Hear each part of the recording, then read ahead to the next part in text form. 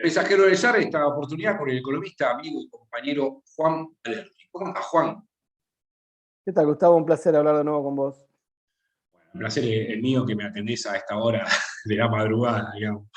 Pero, Juan, está el acuerdo con el FMI. Yo tengo como una cocina de este programa es, ¿cuál es el objetivo estratégico geopolítico de este préstamo del FMI, ya que en su momento prestó a la Argentina el 60% de su cartera de crédito prestable a países? ¿Cuál es tu opinión al respecto? Bueno, creo que lo bueno de estos días es que podemos ver la guerra o el movimiento de Rusia con Ucrania como parte de un proceso en el cual está metido el préstamo del FMI a la Argentina en 2018. Pensemos que Néstor Kirchner lo rajó al FMI cerca del 2008, de la crisis del 2008, un poco antes, Ujú. y la recomposición del poder del sector financiero de Estados Unidos, que es por ahora el que manda en Estados Unidos, empezó fuertemente después de la crisis del 2008, donde todos pensaron que perdían el poder y lejos de perderlo, tomaron absolutamente el poder económico del Estado de Estados Unidos, no ya de los mercados. Bien. Esto llevó a que les den toneladas de dinero, de dólares baratos, prácticamente a tasa negativa o a tasa cero, y ese poder financiero es el que está empujando hoy el acorralamiento de Rusia a través de la OTAN, pero también el acorralamiento de la Argentina a través del FMI. En el 2018 le dieron el préstamo de suficiente volumen a Macri de manera tal de que no pudiéramos hacer de nuevo la gran Néstor de pagarles y rajarlos. Por eso 45.000, que en su momento en realidad era hasta 57.000 si se hubiera quedado el macrismo, ¿no? Pero además de eso se lo dieron en tiempo récord y para gastar en tiempo récord, porque el plan original eran varios años y después le dijeron que mala toda ya porque no sabemos quién puede venir cuando se vio venir el cambio de signo, ¿no? Entonces, esta negociación que está haciendo la Argentina hoy es una negociación que no solamente tiene relevancia respecto de uno de los 3 países latinoamericanos más grandes, que es la Argentina, sino también en la región. Es decir, Estados Unidos está mostrando qué tan fuerte está como para imponer sus condiciones a un país como la Argentina, que no es irrelevante como nos hacen creer muchos, sino que es relevante, tiene energía nuclear, ha tenido capacidad balística, ha tenido empresas de fabricación de aviones del Estado, de tanques, de armas y demás. Obviamente esto se enmarca en un Chile que ha virado a la izquierda, aunque no necesariamente va a ser rotundo ese viraje, lo mismo respecto de Perú, Bolivia que ha recompuesto su gobierno del MAS a pesar del golpe de Estado que le dio Estados Unidos, y sobre todo un Brasil que está virando y puede llegar a reelegir o a elegir nuevamente a Lula, sin contar, y ahí lo dejo para el final porque es el más importante, con Colombia, que también puede llegar a tener por primera vez un candidato progresista o de centro izquierda, cuando a los anteriores en general o les habían ganado o los habían matado o les habían hecho algún tipo de fraude, ¿no? Todavía están a tiempo igual. Obviamente, Todavía están a tiempo. claro, claro, pero en este caso parece ser que las condiciones sociales no están como para que la sociedad aguante eso en Colombia. Y además Colombia tiene varias bases militares de Estados Unidos, si no recuerdo mal, 7. Con lo 7. cual, Estados Unidos, que todos piensan que está en decadencia acelerada y va a implosionar Estados Unidos y el dólar, para mí están profundamente equivocados porque lo que va a hacer Estados Unidos son retirada estratégica de algunos lugares, haciendo daño, como puede ser en Medio Oriente, como puede ser en Ucrania. Y en lo que está pulseando hoy Estados Unidos en el tema de Ucrania es qué va a hacer Europa. La está tensando Europa para que se defina de qué lado está. Europa obviamente tiene compromisos que hacen muy difícil que cierre filas con Rusia y China, pero eso no quita que tenga problemas sociales e industriales graves si empieza a comprar un gas que es 4 o 5 veces más caro que el gas ruso. Entonces digo, tenemos que ver todo eso porque no es gratis para los dirigentes europeos abrazarse a la OTAN y a Estados Unidos en su locura de acorralamiento de Rusia. Y además hay que ver qué hace China. Todo esto influye en Latinoamérica, que es el próximo paso de guerra híbrida para el futuro, no tengo la más mínima duda. Entonces, Estados Unidos ha preparado eso con el acuerdo del FMI barra Estados Unidos con la Argentina, que implica relaciones carnales con nuestro violador, y también seguramente con cuestiones que no están escritas en ese acuerdo y tienen que ver con decisiones geopolíticas en relación de la Argentina con China, por ejemplo. Veamos la mal llamada hidrovía o Río Paraná, que acaban de bajar a una empresa china que estaba junto a 4 o 5 de las mayores dragadoras del mundo, la bajaron porque le faltaban 2 papelitos que no existen. Obviamente hay una cuestión geopolítica ahí. Entonces, manejar el lugar por donde salen la mayor parte de las proteínas vegetales de Argentina para exportación al mundo, cuyo mayor importador es China, obviamente tiene un componente geopolítico para Estados Unidos clave, ¿no? Sí, sí. Genial. Ahora entendí lo de la guerra híbrida acá con la recomposición, digamos, de las Fuerzas Armadas no se puede dar en Argentina necesitando y sujetarlo, digamos, en ese aspecto, ¿no? O sea, sujetarlo durante X cantidad de años, por lo menos 10, para que no pueda rearmarse o no haga la nestorización que pasa con el endeudamiento con el FMI, ¿no? O sea, un país con libre de disponibilidad de su economía y de sus recursos podría tranquilamente eh, rearmarse de alguna manera. ¿Verdad? No te olvides además que los proveedores de armas en el mundo son pocos. Sí.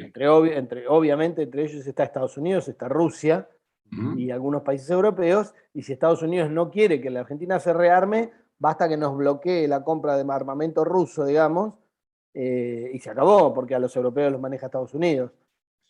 Así que, y recordemos, por ejemplo, que Brasil, antes de que Estados Unidos le ponga la bota con el invento, digamos, del lavallato, más allá de que tenga algunas cosas reales, pero es un invento, la causa, digamos, manejada y digitada, estaba haciendo un submarino nuclear con tecnología francesa, la empresa Odebrecht, en el propio Brasil. Entonces, no hay casualidades, digo, y estaban los BRICS, donde forma parte Rusia y China, ¿no? Sí, lo que pagás es como es que leí el otro día, un impuesto a la independencia, ¿no? De Lavrov, que Un decía, impuesto a la ¿no? soberanía, digamos. Exactamente, o sea, Lavrov lo ve claramente. Así que, bueno, bien. Che, ¿y qué estás viendo de lo que está pasando con el FMI, con el acuerdo? El acuerdo aparentemente es malo, ¿no? Tanto fiscal de ingresos y monetaria, digamos, son ¿de qué carácter? ¿Recesiva? ¿Cómo la ves? Bueno, primero lo que lograron en el Congreso, los cambiemitas, digamos, los del PRO, es separar el cómo de si le vamos a pagar al FMI o no. Entonces, el cómo también implica quién. En el plan que acompañaba en anexos Guzmán, en el envío original, lo que estaba diciendo es una especie de cómo y quién, aunque en realidad era algo que tenía mucho de, como dicen los yanquis, wishful thinking, que es expresión de deseos. Es decir, la planillita Excel de Guzmán prometía no hacer ajuste desde algunos puntos de vista, que yo no comparto, pero prometía eso siempre y cuando se dieran todas las cosas que él ponía ahí. Entre otras cosas, esa planillita estaba sin guerra con Ucrania, digamos. Con lo cual, con la suba que ha habido, con un trigo duplicando su precio, con la energía, con petróleo a más de $100 y demás, toda esa planillita ya no sirve para nada. Ahora, si ese escenario si nos tenemos que creer el escenario sin ajuste de Guzmán, el problema que tenés es que el crecimiento de la Argentina estaba básicamente liderado por las agroexportaciones, a las cuales el ministro Culfas les está prometiendo que por subir las exportaciones le rebaja los impuestos. No, no le mantiene, le rebaja. A los energéticos se los mantiene, se los congela, y a los mineros también se los congela. Entonces voy a decir, che, ¿y entonces de dónde la sacan? Bueno, de dónde la sacan es la misma pecera que pescan siempre, que es la clase media y las pymes. Ellos te van a decir que le están dando un montón de beneficios a las pymes y demás, pero el problema es que la pyme, entre otras cosas, necesita una tasa de interés que no sea delirante, porque por más que vos le des algún préstamo subsidiado, no le puedes dar a los cientos de miles de pymes que hay en la Argentina préstamo subsidiado, porque nunca ocurrió, porque además no todos tienen los papeles para presentar, y por otro lado, esa tasa de interés está incorporada en todo lo que vos veas. Si a esto le sumás que YPF se comporta muchas veces como una empresa privada y sube los combustibles porque subió el petróleo en el mundo, aunque el petróleo acá siga costando lo mismo sacarlo de la tierra, y ahora acaba de subir 10% los combustibles, eso repercute en la inflación. La suba de tarifas, la discusión es cuánto le subimos a la gente o cuánto sigue pagando el Estado. Nadie dice en el gobierno, discutamos cómo se calculan las tarifas, cosa que decían algunos de sus funcionarios durante la campaña de Alberto, como el actual interventor del Enargas, Federico Bernal, que decía, no, estas tarifas son un delirio, el servicio es una porquería, y no hacen inversiones, y además dibujan los costos y se la están fugando todas. Efectivamente, entre los primeros 100 fugadores que vimos en el cohete a la luna, mostrado por Berbisky, porque el Banco Central no mostró nada, como supuestamente iba a ser dicho por Alberto, ahí tenemos a muchos relacionados con la energía, la minería, etc. Entonces digo, este panorama de altísima inflación, que en la planillita de Guzmán, sin guerra, te daba del 30 al 47% anual para los próximos años, quiere decir que es muy poco probable que el salario le gane a la inflación. El año pasado le ganaron algunos gremios que estaban en sectores que les fue muy bien. Energía, los relacionados con la exportación, los bancarios, todos esos, digamos, bárbaro. Los transportistas, los camioneros, etc. El resto de los gremios... ¿Quiénes? Aceiteros, claro, claro. El resto de los gremios perdieron, y ni hablar de los que están informales, que perdieron como la guerra. Este año yo veo una inflación que va a estar más cerca del 60 que del 40, y yo no me imagino paritaria que ande muy por arriba del 45. Entonces, de nuevo vamos a perder, por más que le pongan cláusula gatillo y demás. Gatillo es la ruleta rusa en la que nos metemos con el FMI, que para cada cosa que haga el Estado, y eso está explicitado en el acuerdo, tiene que pedir permiso al FMI. O sea, es un cogobierno con derecho a veto. Entonces digo, aún en la planilla de Guzmán ya era inconsistente el crecimiento con el salario real hecho pelota, que es el que define el mercado interno. Pero si además le sumamos la guerra con Rusia y Ucrania, o sea, entre Rusia y Ucrania y lo que implicó eso, y cuestiones que no se están atacando de la inflación, como son los formadores de precios, que seguimos acariciando los huevos en vez de romperlo para hacer la tortilla, yo veo un panorama complicado en cuanto a qué implica cumplir con el FMI los próximos 2 años y medio para que no te gatillen la pistola porque incumpliste y entonces no te dan el préstamo para pagar el préstamo de Macri, ¿no? Lo peor del acuerdo son esas revisiones. ¿Vos creés que esas son las peores condicionalidades que tiene el acuerdo o no? Lo que pasa es que en realidad las revisiones... El monitoreo ese constante. Claro, las revisiones trimestrales son hitos que tienen un momento en que hay que presentar un informe y demás, pero en realidad el monitoreo es en tiempo real, minuto a minuto. Claro. Y no es solo por las decisiones económicas, políticas, sociales, es por las decisiones geopolíticas. O sea, la Argentina hace una votación en la ONU que en vez de condenar a Rusia, vota neutral y estamos al horno. Automáticamente ya sabemos que estamos al horno y que para compensar tenemos que hacer alguna que Estados Unidos nos aplauda, porque si no ese trimestre, ya, es más, ese mismo día sube el riesgo de default, te suben el dólar ilegal, etcétera, etcétera. ¿Entendés? O sea, no es que cada 3 meses vas a tener la pistola gatillando, vas a tener minuto a minuto la pistola martillada. Entonces, el problema es tener al FMI con derecho a veto, derecho a supervisión y demás, y habiéndole prometido una serie de cosas, y alguien te dirá, bueno, por lo menos no le prometimos las reformas de fondo. Primero, en el acuerdo no dice que esté prohibido hacerlas durante los próximos 14 años que vamos a estar con el FMI, y por otro lado, el próximo gobierno puede decir, y como el gobierno anterior no pudo cumplir, yo voy a tener que hacer reformas. O sea, y ahora no son urgentes porque la jubilación y los salarios están hechos mierda. Y como están hechos mierda, ¿qué sentido tiene ponerse a tratar de bajar el salario real o el salario del trabajador si ya está entre el anteúltimo de Latinoamérica arriba de Venezuela? Nada más. Y además tenés una inflación galopante, el ajuste no va a ser inflación. No que te asegura que eso no cambie, digamos. Claro, exactamente. Vos fuiste uno de los primeros que, al menos cuando hablamos hace un año atrás, creo, en una entrevista también por este acuerdo del FMI también, fuiste uno de los primeros que escuchó plantear, digamos, el tema de la geopolítica del acuerdo, ¿no? Por eso lo quiero retomar, porque me quedó siempre esa cuestión diciendo que ya no va a haber reforma, lo dijiste así, no va a haber reforma de tal, lo que sí no van a condicionar geopolíticamente. Y siempre me quedó eso y es lo que... Por eso, que es la letra no escrita, además. Claro, exactamente. Que es la verdadera letra chica. No, la letra chica no existe. Acá lo importante es la letra no escrita. ¿Entendés? Que es lo que dijo el embajador de Estados Unidos, que quiere que no entre China en la Argentina, que no invierta, que no tenga injerencia en la hidrovía. Entonces Estados Unidos tiene la canilla de las proteínas vegetales de la Argentina poniendo un submarino en el Atlántico Sur y listo, se acabó la discusión. Más allá de que además la empresa de la hidrovía la manejen ellos y al puerto de Montevideo lo manejen los ingleses que son socios de ellos, digamos, ¿no? O sea que para vos todas las metas que está planteada en el acuerdo son incumplibles. El pago del préstamo al FMI en los próximos 10 años, junto con los acreedores privados que se arreglaron hace 2 años, son incumplibles. Entonces no podemos pagar. De todos modos mirás, bueno, ¿para qué se apuran tanto para hacer el acuerdo? Bueno, porque en realidad los préstamos con el FMI no están hechos para ser pagados, están hechos para condicionar. Mientras tanto te van chupando la sangre, sobre todo con los intereses que nos castigan por darnos un préstamo demasiado grande que nos dieron ellos, digamos, y entre gallo y medianoche. Pero esos intereses, lo que la gente no sabe, es que es lo que paga los sueldos de toda la burocracia del FMI. Y como vos bien dijiste, nos prestaron el 60% de la capacidad prestable, que ahora en realidad es menos porque lo ampliaron y demás. Esa guita se fugó. Entonces Estados Unidos le hace poner guita a los socios del FMI, que son muchos países desarrollados del mundo. Todos esos ponen guita, se la prestan a la Argentina para condicionarla y hacerle un favor geopolítico a Estados Unidos, y esa guita se fuga y va a parar a Wall Street. Es un negocio redondo. Estados Unidos le chupa al mundo, nos condiciona y a la pasada se chupa 30.000, 40.000 millones de dólares de un saque. Es redondo. Estos mismos sectores financieros que son los que están manejando Estados Unidos, que tienen su interna, y esa interna tiene que ver con Trump, y no te olvides que Biden viene del principal paraíso fiscal o guarida fiscal de Estados Unidos, que es el estado de Delaware. Entonces digo, no hay casualidades acá, ¿no?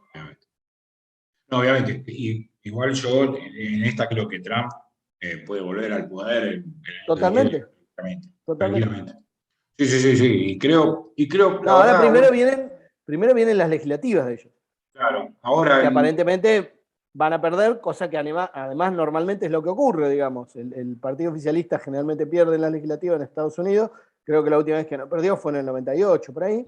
Y Trump está muy bien posicionado para la próxima presidencial. Pero bueno, falta mucho todavía. Hay que ver qué pasa con Rusia y Ucrania, qué hace Europa, qué hace Alemania, sobre todo. Sí, igual al final no era tan malo Trump. No, yo nunca dije que fuera malo. Tampoco tenía su cosita, digamos. Sí, Pensemos que se llevaba bastante bien con Macri y compañía, digamos. Pero, digo, no representaba lo peor de Estados Unidos. Ahora, lo menos malo de Estados Unidos no necesariamente es bueno para nosotros, ¿no? Tampoco No, China eso. nos va a regalar nada. Ojo, tampoco China nos regala nada, ¿eh? Yo, la solución de decir que China venga y ponga 45.000 millones, nos preste para que nosotros saldemos con el FMI.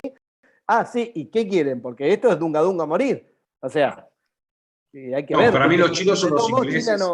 China no está pateando el tablero. Claro, para mí los chinos tienen el mismo plan que los ingleses en el siglo XIX, ¿no?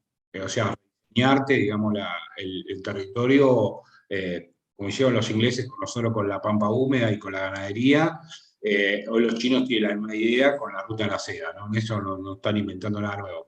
La idea, obviamente, que es no depender, no cambiar un imperialismo por otro, ni someterse a uno por otro, ni nada.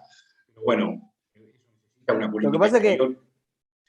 en las reacciones de China, por ejemplo, a esta cuestión de Rusia-Ucrania, a la primacía o no del dólar en el mundo y demás, hay que tener en cuenta que la velocidad a la que funcionan los chinos es absolutamente diferente que la que tenemos nosotros incorporados en la Argentina, que es un delirio, o algunos países occidentales. Ellos, el corto plazo de China son 5 años. El mediano plazo son 25 y el largo plazo son 500.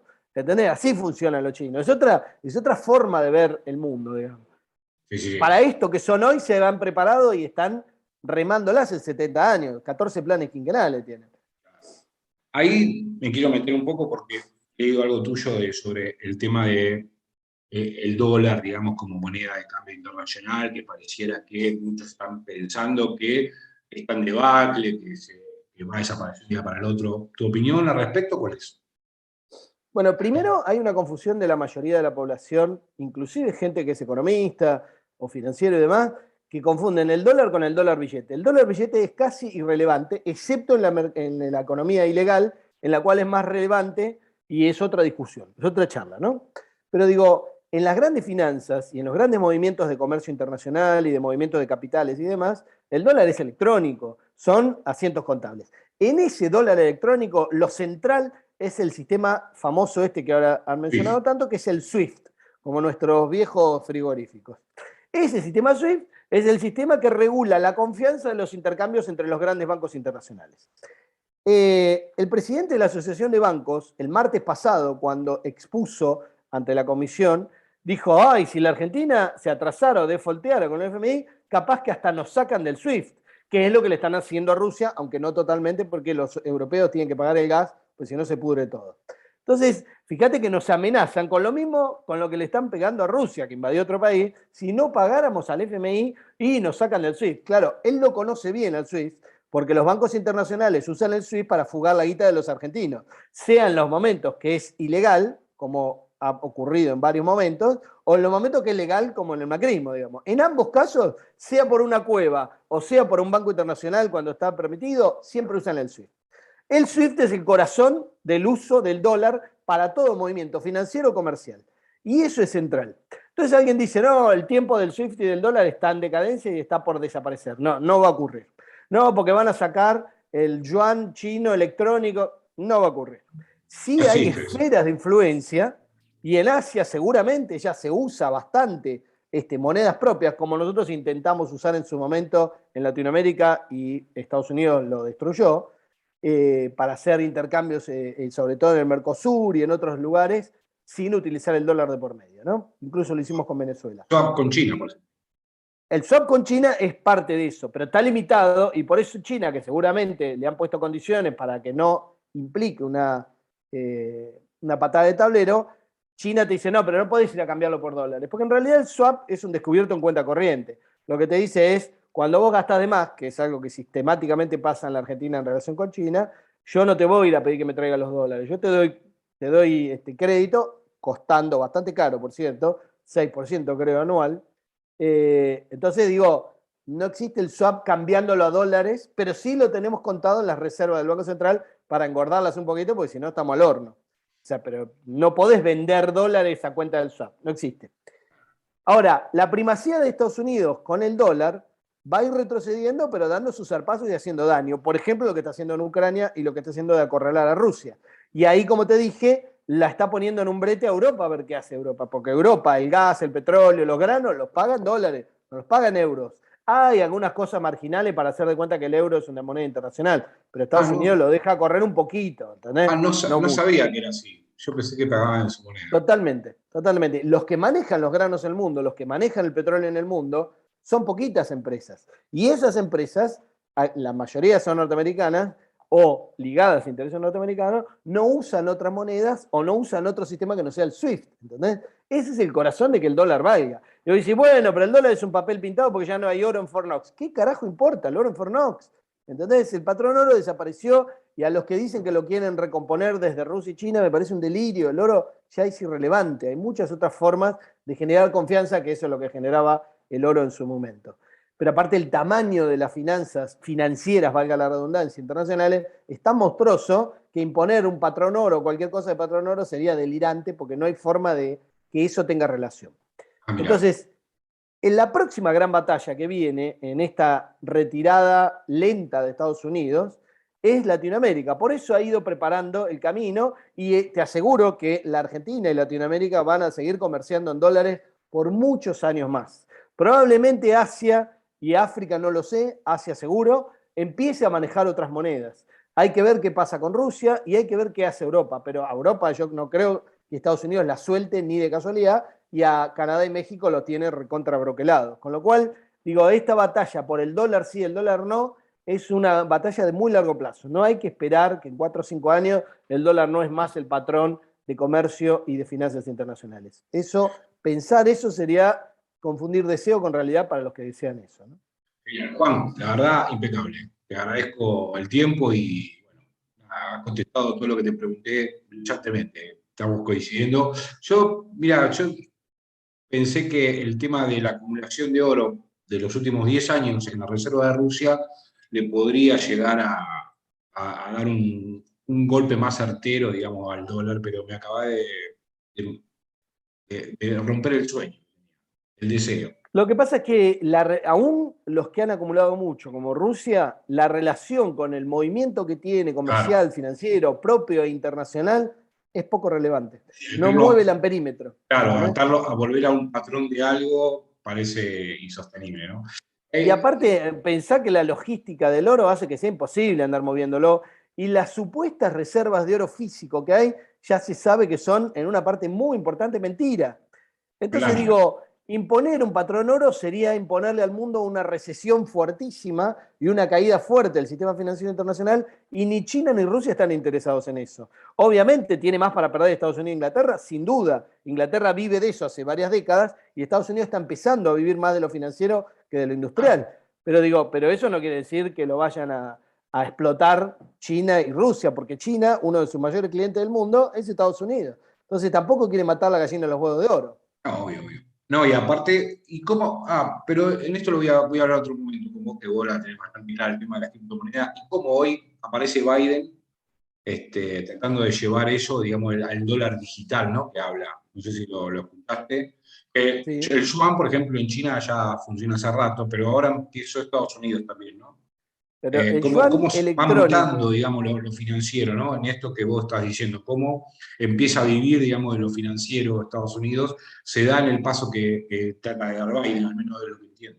No sé si... en realidad ahí es una discusión mucho más profunda y en realidad en vez de llamarlo yuan electrónico o dólar electrónico, lo que tenés que decir es el dólar criptográfico de Banco Central o de Reserva en el caso de Estados Unidos o el dólar criptográfico de China del Banco Central de China. Ahí cuál es la discusión de fondo que es fuertísima. Si los bancos centrales del mundo largan su propia moneda criptográfica, o sea, como si fuera un Bitcoin, pero el Bitcoin dólar o el dólar y dólar o el yuan y qué sé yo, y lo largan masivamente, tienen un problema. Les sobra el sistema financiero. Porque el Banco Central de cualquier país importante del mundo, con el poder digital, electrónico, informático que hay hoy, podría dar préstamos y ser un medio, un mecanismo de pago, como en nuestro caso, por ejemplo, Mercado Pago, que aprovechó que el Estado acá no hizo eso, que sería muy fácil hacerlo. De hecho, yo lo propuse cuando llegó la pandemia, porque era lógico que explotaran los medios de pago digitales, se lo propuse a la ANSES para las cosas que paga la ANSES y no me dieron ni 5 bolas y por eso después se armó quilombo de fila a los bancos y demás. Eso te Ujú. aseguro que lo puedes hacer muy rápido y muy fácil. Bueno, los bancos centrales del mundo hace rato que están estudiando el tema de largar su propia moneda, pero los bancos comerciales y privados le dicen, che, pará, ojo con lo que vas a hacer porque vas a generar un quilombo. Entonces están buscando la vuelta para convivir, teniendo la herramienta de tremendo potencial que tiene un Banco Central, una Reserva Federal, largando una moneda criptográfica que puedas largar en el mundo e imponer, largar e imponer, en el caso de China en su esfera, en el caso de Estados Unidos en su esfera, y no quieren quedar retrasados respecto a lo demás para el día que explote todo. El día que financieramente explote todo y se arme una guerra comercial, pero desde el punto de vista de en qué moneda nos movemos, con qué pagamos y demás, quieren tener todo listo a la botonera para apretar el botón y largar su moneda criptográfica, que reemplaza al SWIFT y reemplaza un montón de otras cosas, a los bancos comerciales, a los mercados pago eBay del mundo, etcétera, etcétera. Qué tema hermoso, no me adelantes más. Un Te lo tema puedo... apasionante, Sí, por eso. pero hay mucho humo también ahí, que venden mucho humo, y no es una cosa que va a pasar mañana. Me comprometo a hablar de eso con vos exclusivamente. Me parece un tema Perfecto. precioso para hablar. Juan, te agradezco la charla y la verdad muy interesante. Así que nos estamos hablando, amigo. Cuídese. Un abrazo grande y hasta la próxima. Dale, un abrazo.